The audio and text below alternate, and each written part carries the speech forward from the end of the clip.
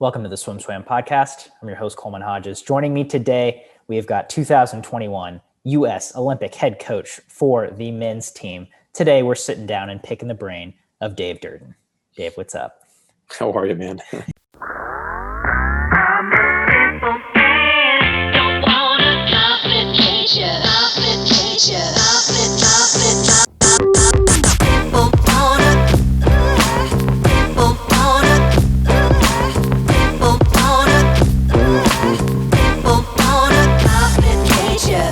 Glad to hear that you get some downtime like we just talked about. It's nice that we get a week home before you guys have to go off and take care of business overseas. Absolutely. I mean, I know we did this in 2016 as well. And it's just nice to have everyone, to get out of Omaha and the pressure cooker that is Omaha, get back into a rhythm at home, kind of unpack one suitcase, pack another, and try and just get some things done, knowing that you're going to be gone for 6 weeks. Whatever that is on everyone's different list. I mean, my list is a little bit different, but just trying to get some things ticked off and then kind of take a deep breath and head out to Hawaii and get after it. How many Olympic trials is this for you? Have you been to like 17? No. How old do you think I am? I don't know. I didn't do the math. I look on that bad one. after a week in Omaha? Maybe. I mean, maybe it feels like 17. No, 2000 was my first trials in Indianapolis as a coach, and was in a very much of a volunteer, like low assistant for Dave Salo at Irvine Nova Aquatics. And then 2004 with Auburn, 2008 with Cal, 12, 16, and now 21 with Cal. So this has been a couple now as the Cal head coach, and you'd think I would know exactly how it's going to go, and like this year's been, it's like I just didn't know how it was going to go, but it's good to be on the other side of that, certainly from a coaching standpoint, to take some information from that meet, unpack it, look at it, see where we can get better, not only with my own athletes that are on the team, but also the men's team, and just working with the coaches that are on staff and working with the home coaches to figure out how we can perform better going into Tokyo. So coming into this week in Omaha, was it a little different? Did it feel a little different for you, or was there a different set of expectations? Knowing, I'm guessing in 16, you maybe had an idea that your guys might perform to a level where you would be on that Olympic staff, but here, knowing that this is only a piece of the puzzle, for 100% certain for you, knowing that you would be going to Tokyo after that.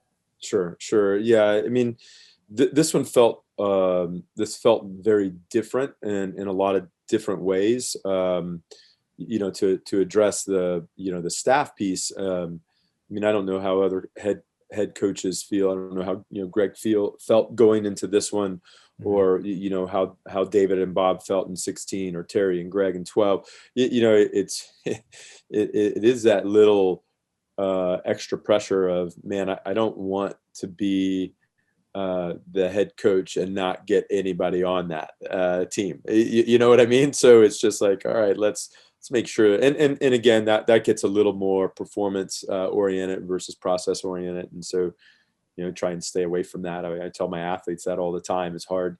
It's easy to say it. It's hard to do it. And so, just trying to stay in the moment and stay within the day, within the hour, within the session of what we had as a staff control over, and making sure that we were putting our guys in the best position to perform. But this one felt different going in, just for a handful of different reasons. I do feel these past 14 months, and really maybe even the past 4 months heading into it, we just had some athletes in some different spots, and whether that's athletes that had COVID, and just kind of bringing them back into the mix and getting them to a spot where they could be successful, different little injuries and illnesses and such. It seemed like it was more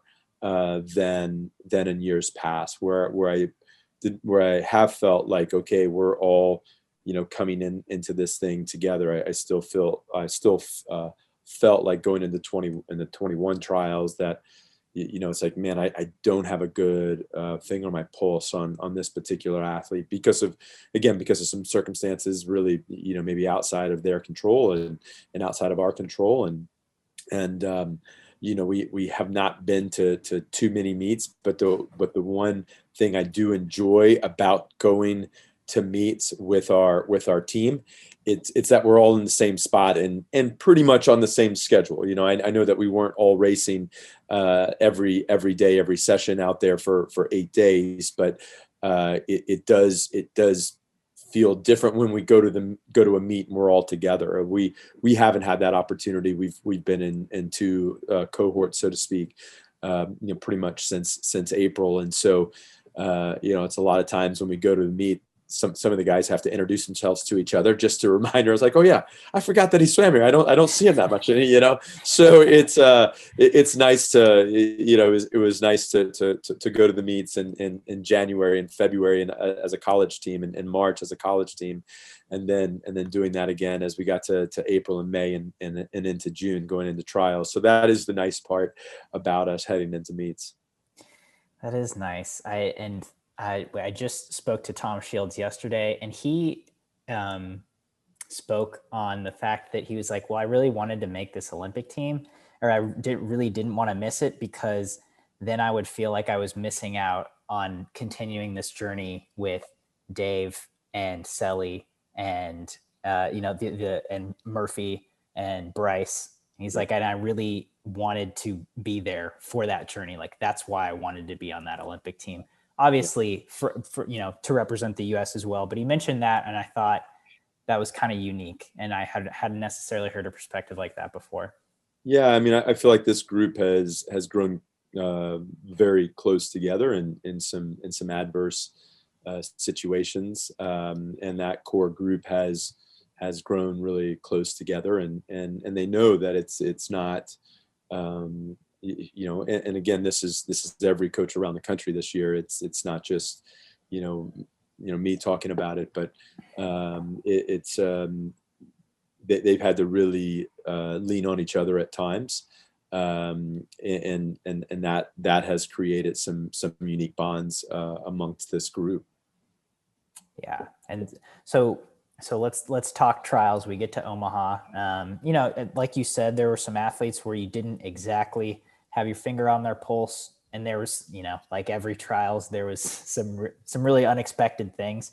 Can you take us through that meet for you, and maybe some instances that stuck out, or ways that you were able to find kind of how to deal with and roll with the punches as the meet went on? Yeah, I mean, I think it's always, just about looking at your team and having an honest assessment of your team, and not letting yourself get too up or too down with the sessions as they move through. We certainly knew that as the meet moved on, that we were going to get a little bit better. I didn't anticipate that we were going to set the bar that low right out of the gate with some performances, but it was, we knew that as we moved through the first couple of sessions that we were going to get into a little more of the meat and the strength of our team. Now, we did have some guys up front that had some of their better events, and again, for different things outside of their control, whatever it may be. And you always feel for that, and just like, know, like, okay, this isn't you, this isn't your best swimming, but you're coming in and giving us 100% of what you have. And so, had to make some decisions and some calls about how we were going to manage the meet for certain individuals as we moved through it. But really, as we got rolling through the meet, I thought we had some really good performances, and then some swims that, as probably as any coach, you just you want to have back. You want to be able to walk through it in a better way. And I think I said this at the end of the meet in our press conference. It is comforting to know as a coach now that I have some data points. And no matter how, no matter what you do as a coach, I mean, we could have, shaved at the end of the summer and done a little inter squad meet. That doesn't replicate the environment that's at an Olympic trials, or that's at a world championships, or that's at a world championship trials. That you cannot replicate. Even for us, we're fortunate in the Bay Area to have a good program, down the road in Stanford, to come up and race. And we did some things in the fall, but it doesn't replicate it. And so, there's some things that, yes, that we could have done as a staff to get a little more information, or to get some information. I don't know if that information would have been the accurate information that we're going to get from an Olympic trials, or get from a pressure packed meet. And that in what you do in those stressful situations, how you race, how you manage your swims, especially over the course of 8 days. That's good information to have. And we've been, a good year, almost 2 years removed from that. Our NC2A guys, we had a better feel for it, and going through that system, to be able to make some adjustments. But certainly for the professional athletes, a pro series in March, it's just not the same. And those are the athletes that have been there and done that, and so they need a little bit more of a stimulus. They need a little bit more of a kind of a pressure filled meet to be able to really tap into what they're going to experience at an Olympic trials. For you as a coach on a one-to-one level, are you interacting differently with those college guys versus these pros who have, like you said, been there and done that, as you move through a meet like Olympic trials? No, not necessarily. I do think some of our college guys, a lot of our college guys, can come into a meet like Olympic trials, or come into a meet like NC2As, and really know how they want to move through it, and how they want to move through it from the time they get boots on the ground in Omaha till the time that wheels are up and they head out of Omaha. They know, sort of the rhythm of the day that they want to maintain. They'll ask for some guidance in some particular areas, but they're also nimble enough to adjust in a day by day sort of setting, depending on how they're racing and how they're feeling. So, no, I don't think the conversation is too different. I think with maybe some of our younger guys where it may be their first trials, first time going to a summer meet, and a good example of that would be a Destin Lasco or a Daria Rose. This is their first time going into this meet with us. We're gonna put a little more guidance on their schedule and what they're doing, and certainly influence a little bit more of how they're warming up, how they're warming down, how they're moving through the stages from prelims to semis to finals. But for some of our older guys, it's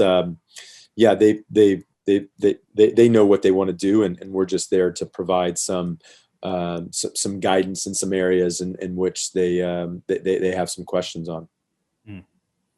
Yeah, that makes sense. So, I mean, by the end of the meet, do you have, when do you take the Cal hat off and put the Olympic coach on?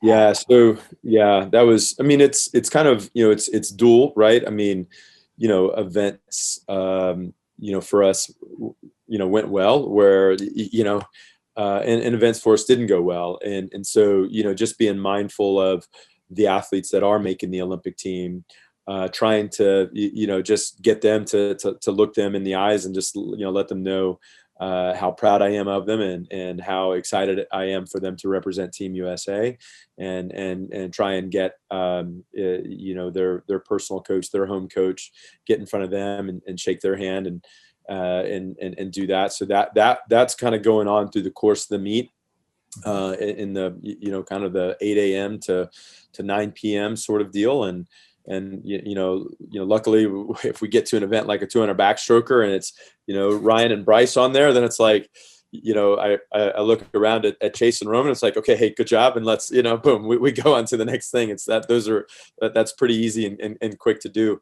But really, Coleman, at the end of the day, as it got to 9:30 at night, 10 o'clock at night, myself and Lindsay and Greg and Catherine Case, and then handful of nights, a couple other USA Swimming staff members would sit down and just and start to really look at our team. We did not, Greg and myself did not want to wait to day 3, day 4, day 5 of the meet, or even at the end of the meet, to start moving through some things that we needed in terms of staff dynamics. So we were already putting into place what staff was what our staff was going to look like. Start to think through some of the schedule challenges that some of our athletes may face out in Tokyo. Start to really think through something as simple as a mixed medley relay, and how is that going to look, and how is that going to impact schedules. So we were doing that every night. Simple as a mixed medley relay. Yeah, exactly. Nothing is simple when it comes to relays. So I know for some I'll be celebrated, some I'll be, a hated man when it comes to relay selections, decisions. But I get that, I understand that.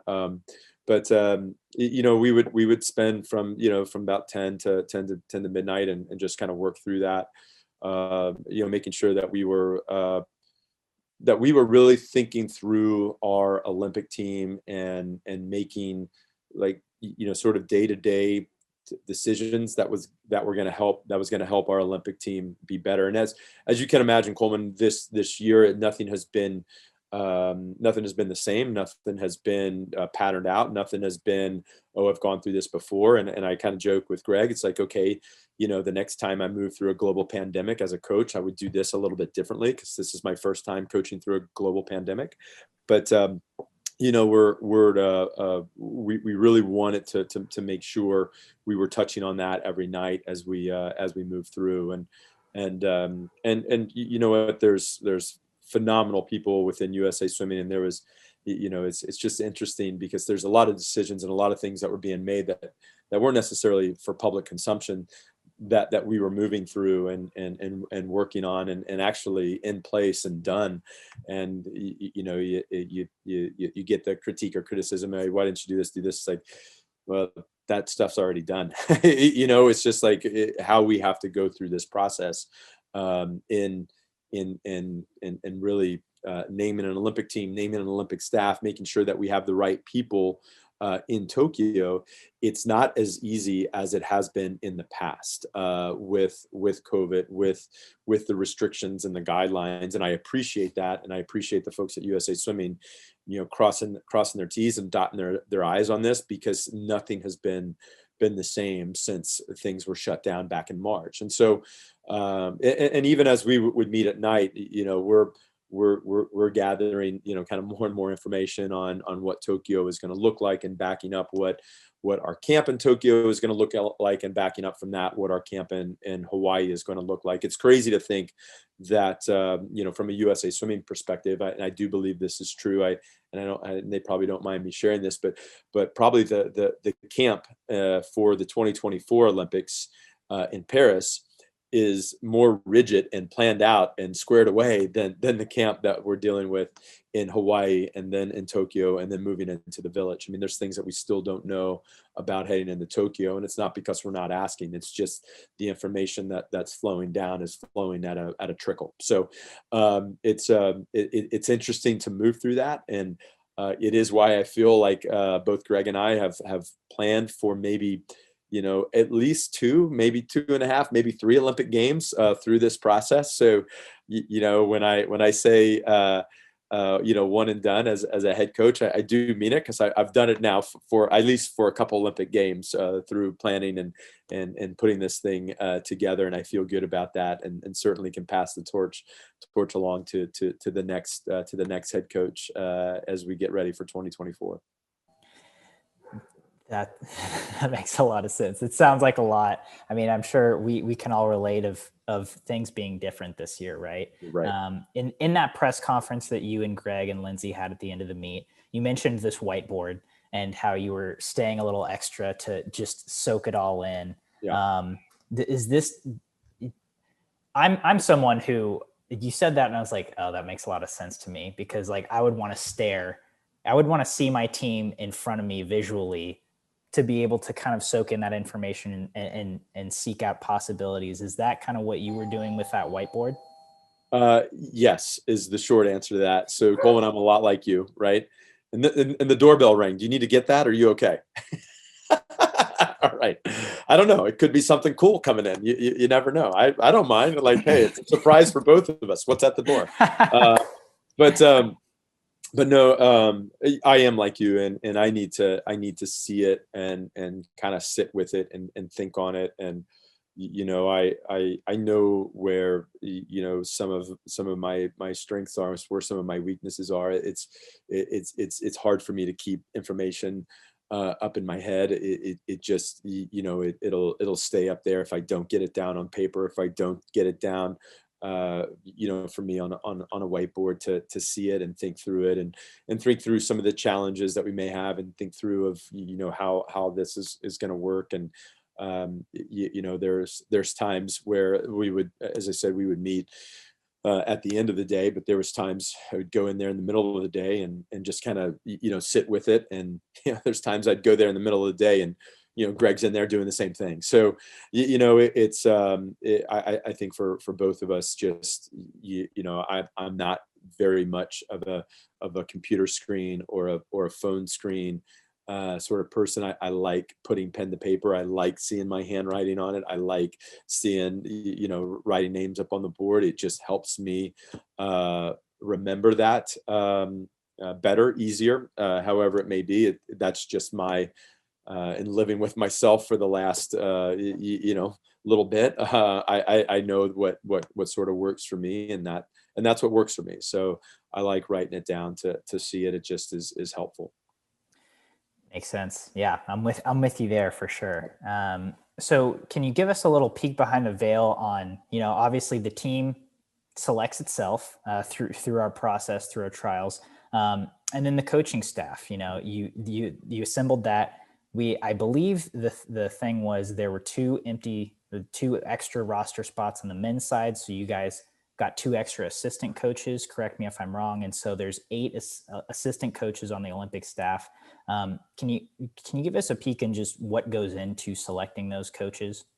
Yeah, I mean, we've stayed consistent with the messaging. Early on with coaches, we had an impact coaches meeting Mhm. via Zoom, and normally that happens in person, but we had it via Zoom, and we really just kind of laid out the priorities for our staff and priorities for our Olympic team. That we were really looking at supporting our potential Olympic medalists, supporting the coaches or the athletes that were swimming multiple events, and then looking at the staffs or the coaches that put multiple athletes on the team. And then the last thing was staff dynamics. And so it's medals, events, athletes, and then the bottom piece in terms of staff dynamics. And when I say athletes, it's number of athletes. We're certainly not putting medals over athletes. It's more of like, okay, do we have this in play? And one of the things midway through the meet that we recognized, as there were more and more younger swimmers that were making the meet, the impact that a club coach could have on this team. And so that by the middle of the meet, looking at Bren, looking at Ron, to be impactful on our staff in a capacity that can continue to help those younger athletes was easy. And that was for Brent being a part of the national junior team in 17 and in 19, influencing that age group and working with that age group. We needed to lean into that experience. And certainly Ron, at the time, he had two athletes on the team and picked up a third later in the meet, but we had that in place and rolling. And again, we just had to go through and cross our T's and dot our I's. From a USA Swimming, USOC, IOC perspective, it sort of flows up and flows back down. So that was something that we really were thinking through as we were moving through the meet, and felt good about that, and felt good about how we were going to support the athletes that were on the team, and support the staff and the coaches that were putting athletes on the team, and that were putting athletes on teams that are going to impact us on the podium as we get to Tokyo. Makes total sense. And moving forward to wrap things up, as you mentioned, it's a young team, and there's a lot of coaching wisdom on that staff. That's an all-star cast right there. And as you said, you've got a couple club coaches who I believe are going into the training trip. You talk to any athlete at trials, and they said, they will say, "I'm so relieved to have made the team. Hawaii is gonna, like, training camp is my favorite part because that's where we become Team USA." Yeah. So what do you foresee in these next couple weeks heading into Tokyo with such a young team, but still a lot of experience? Tom's, I think, the oldest person on the team, which is pretty awesome. That is cool. And I then didn't realize that. Yeah. and then so much coaching experience. Yeah, and I wouldn't just stop at our staff, Coleman. I mean, it's been great to work with the personal coaches. And I know in our meeting that we had on Sunday morning with the personal coaches, I mean, Coach Schubert, just the knowledge and wisdom that he shared with the folks in the room is incredibly valuable. And so it doesn't stop at staff or the coaches that are there in a normal in a normal environment. We would have the personal coaches in camp for a period of time, a couple of days, for a period of workouts, and we just could not do that this time around. And so and I think everybody understands that this is a different go around with it. And I think that is the nice thing about getting to Hawaii as a group, is that that we are coming together as a team when we get boots on the ground in Hawaii, and we're moving forward to Tokyo, and we're moving forward together as a group, which is going to be nice. And really we've got to take care of first things first, and getting to Hawaii. It's not easy with everything that you have to do. It's easier to get to Omaha than it is to get to Hawaii. So just making sure that we get everyone there, and just moving through the COVID protocols, the quarantine pieces that we need to, et cetera, so that we can get started. And I will feel better, even though that camp is very planned out. I will feel better once we get through kind of those first 3 sessions, and we can get into rhythm and get into a flow. One of the reasons that we do have additional coaches on staff is because we're doing our camp out of 3 different locations, and that doesn't make things particularly easy logistically, especially as you're dealing with athletes that have unique training plans, and that happens on both ends of the spectrum, from our open water distance athletes down to our more sprint type athletes, and the different needs that those athletes have from a strength and conditioning perspective, water time, course, long course, short course, et cetera. We're trying to be very mindful of that, and making sure that we're keeping as close to possible the program and the structure that help those athletes be successful at trials, but also use the environment of the U.S. Olympic team, the competitive environment, the racing environment that happens in camp, to help these athletes get better between now and Tokyo. So there's a balance there, and there's a little give and take. There's a little compromise here and there, but again, our goal as a staff, or my goal as a coach, is the same goal as the athletes in the water, is the same goal as their home coach. It's to help them be faster in Tokyo. So as long as we keep it as simple as that going through these next 3 weeks from camp from camp in Hawaii, from camp to Japan, to getting into the village, we're going to be just fine. So it takes a lot more communication than what we would normally have in an Olympic camp, just because of going to 3 different locations and knowing the course setup, et cetera. I mean, I remember being at World Championships in 2019 in Guangzhou, but really our camp in Singapore, it was simple. I mean, you showed up to one spot, you had weight room, long course, short course, and plenty of space. And it was easy. You could, kind of, work with the different coaches on staff to see what they were doing, see how you can mix and match maybe some different workouts together, create a competitive environment. But it was a lot more simple than what we're doing heading into Hawaii. That makes sense. That's all you say. That makes sense. Well, you make a lot of sense. I don't make that much sense. I just keep talking through it, and then hopefully I find my way to a common sense moment. It just happens to be at the end of my diatribe. I do have one final question. Yeah. As a person, as a human, how do you pack for a trip like this? What is it? 3 weeks? 4 weeks? Yeah. Fortunately, when you go through Olympic team processing, they do a lot of the packing for you. So, just the personal effects, you got to make sure that you have enough of during this time, and realize that, I'm going to have to do some laundry. That's the deal. I'm going to have to, clean some clothes and pack and repack as we go from here to Hawaii and Hawaii to Tokyo. So, it's just, and it's kind of thinking about the things that may not be in Hawaii or may not be in Tokyo that you either need to take with you or get in Hawaii to take. I mean, something as simple as taking a little tapatio sauce, with you, you never know how the food's going to be in the Olympic Village. If hot sauce makes everything a little bit better. So it's been my experience. If you take that with you, you can turn a bad meal into a palatable one, pretty quickly if you have a little bit of something, in your hip pocket. So just like thinking through things like that is always kind of the last minute details that'll happen probably on Sunday morning before I'm getting on a flight, And this is Olympic head coach caliber thinking. yeah, exactly. This is why we talk to you, Dave. I know you've had a busy week. What I wanted at the end of that, Coleman, was that makes sense, right? Taking Tapatio. Tapatio that's a gold medal decision. Yeah, but give it to me. I'm going to take Tapatio out to Tokyo. That makes sense. Perfect.